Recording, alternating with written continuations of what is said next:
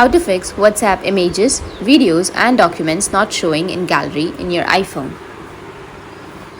So if you want to fix your WhatsApp images, videos, and documents not showing in your gallery in iPhone, then first you need to open up your WhatsApp. After opening, go with your settings, which is on the bottom right, and under your settings you need to scroll down, tap on chats, and under chats here you will have save to photos option. So if you turn this on, then it will automatically save your WhatsApp images, videos, and documents in your camera roll. Once done, you need to just go with your settings. After opening your settings, you need to scroll down and go with privacy and security. Under privacy and security, you need to tap on photos, and then you need to tap on WhatsApp. Scroll down and tap on WhatsApp. Here, make sure that you've accessed your full access. Make sure you've given the full access.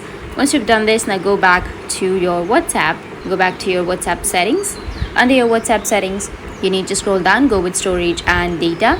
Now under this, under the media audio download, tap on photo and choose Wi-Fi and cellular. Go with photos, and here you need to select Wi-Fi and cellular.